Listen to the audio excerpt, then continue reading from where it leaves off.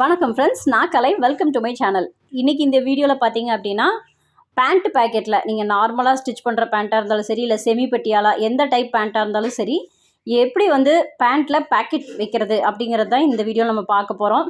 இந்த மேலே நம்ம கட் பண்ணுற இந்த டாப் போர்ஷனை மட்டும் நான் எடுத்திருக்கேன். இதில் வந்து எனக்கு 2 பீஸ் எனக்கு கிடச்சிருக்கு. ஸோ அதனால் வந்து அந்த 2 பீஸையும் ஒன்றா வந்து இந்த மாதிரி பிசிறு தெரியாமல் நம்ம லுங்கி மடிச்சடிப்போம் இல்லையா, இந்த பிசிறு தெரியாமல் கவர் பண்ணி அடிப்போம்ல, அதே மாதிரி நான் வந்து ஃபினிஷ் பண்ணி எடுத்துக்கிறேன். 2 பீஸையும் ஒன்றா சேர்த்து ஜாயின் பண்ணிட்டேன். இப்போ பார்த்தீங்க அப்படின்னா, உங்களுக்கு அந்த பேக்கெட் வந்து உங்களுக்கு ரைட் சைடில் நீங்கள் கை உள்ளே விடுற மாதிரி நீங்கள் பொசிஷனில் வைக்கணும். ஸோ அதுக்காக பார்த்தீங்க அப்படின்னா, உங்களுக்கு அந்த ரைட் சைடு வந்து நம்மளுக்கு ஒரு ஓப்பன் வேணும். இந்த பேக்கெட்டை வந்து கை நம்ம உள்ளே விடுறதுக்கு ஒரு ஓப்பன் தேவை இல்லையா? ஸோ அந்த ஓப்பன் வைக்கிறதுக்காக இந்த மாதிரி பீஸை வந்து நான் கட் பண்ணி எடுத்துக்கிறேன்.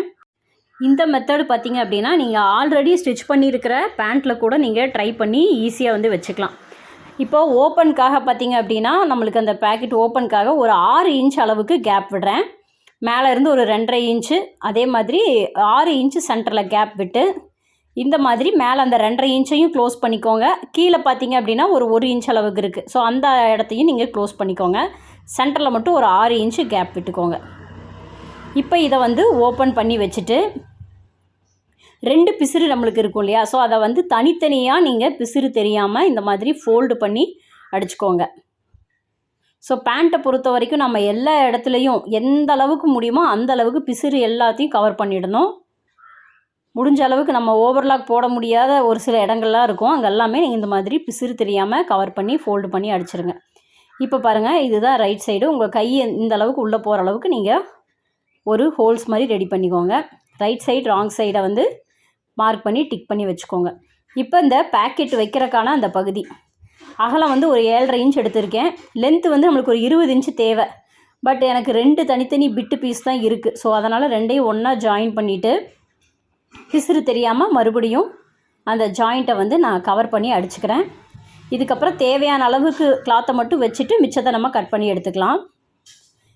அகலம் 7.5 இன்ச் அப்படியே விட்டுக்கிறேன். பட் நீளம் வந்து 20 இன்ச் எனக்கு இருந்தால் போதும். ஸோ அந்த 20 இன்ச்சை மட்டும் வச்சுக்கிட்டு மிச்ச எக்ஸ்ட்ரா இருக்கிற கிளாத்தை வந்து கட் பண்ணி இந்த மாதிரி எடுத்துட்றேன்.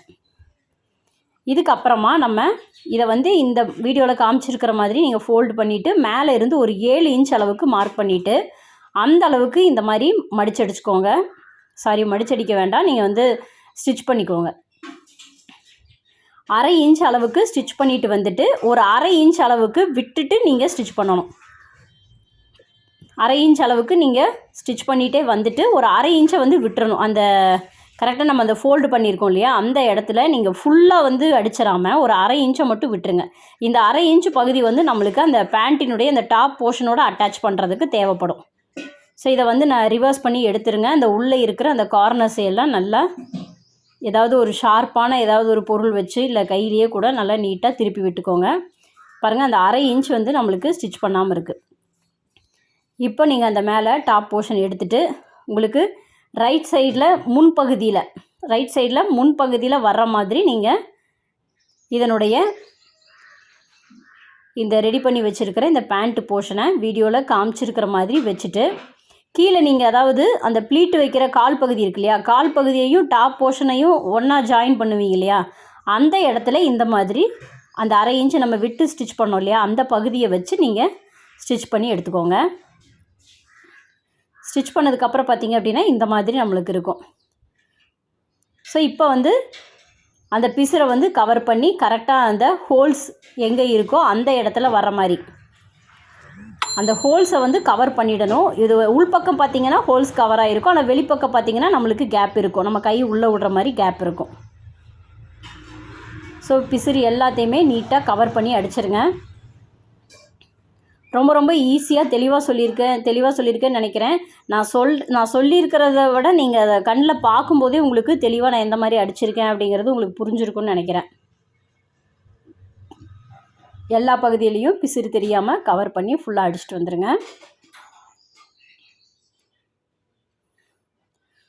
ஸோ அவ்வளோதான், ஆல்மோஸ்ட் நம்ம ரெடி பண்ணிட்டோம். இப்போ நம்ம யூஸ்வலாக எப்படி நம்ம பேண்ட்டை வந்து அந்த கால் பகுதியில் அந்த டாப் போர்ஷனை அட்டாச் பண்ணுவோமோ அதே மாதிரியான மெத்தடில் தான் நம்ம இந்த பகுதியை கொண்டு போய் நம்ம கால் பகுதியோடு வச்சு எப்பவும் போல் அடிச்சுக்கலாம். பாருங்கள், நம்மளுக்கு கை நம்ம உள்ளே விட்டோம் அப்படின்னா நம்மளுக்கு இந்த மாதிரி பேக்கெட் கிடைக்கும். ஸோ நம்மளுக்கு மொபைல் வைக்கிறதுக்கு இல்லை வேறு ஏதாவது திங்ஸ் வைக்கிறது கூட நம்மளுக்கு யூஸ் ஆகும். ஸ்கூல் போகிற பொண்ணுங்களுக்கு எல்லாமே இந்த மாதிரி பேக்கெட் வச்சு நீங்கள் பேண்ட்டு ஸ்டிச் பண்ணி கொடுத்தீங்க அப்படின்னா அவங்களுக்கு தேவையான திங்ஸ் வைக்கிறதுக்கு அவங்களுக்கு ரொம்ப யூஸ்ஃபுல்லாக இருக்கும். நிறைய பேர் நாப்கின்ஸ் எல்லாம் பேக்கில் வைக்கிற கூட சங்கடப்படுவாங்க. ஸோ இந்த மாதிரி நீங்கள் கொடுத்து அனுப்பிச்சிங்க அப்படின்னா அவங்களுக்கு பீரியட்ஸ் டைமில் நாப்கின்ஸ் எல்லாம் வைக்கிறதுக்கு கூட உங்களுக்கு ரொம்ப யூஸ்ஃபுல்லாக இருக்கும். ஸோ இனி நம்ம யூஸ்வலாக எப்பவும் போல் நம்ம பேண்ட்டு ஸ்டிச் பண்ணி நம்ம போட்டுக்கலாம். இந்த வீடியோ உங்களுக்கு ரொம்ப பிடிச்சிருக்கும் அப்படின்னு நான் நினைக்கிறேன். யூஸ்ஃபுல்லாகவும் இருந்திருக்கும் அப்படின்னு நான் நினைக்கிறேன். வீடியோவை திரும்பி பார்த்தீங்க அப்படின்னா இன்னும் தெளிவாக புரியும். ஸோ இது வரைக்கும் சப்ஸ்கிரைப் பண்ணாமல் பார்த்துட்ருக்கிறவங்க சப்ஸ்கிரைப் பண்ணிக்கோங்க. உங்கள் ஃப்ரெண்ட்ஸுக்கும் ஷேர் பண்ணுங்கள், லைக் பண்ணுங்கள், கமெண்ட் பண்ணுங்கள்.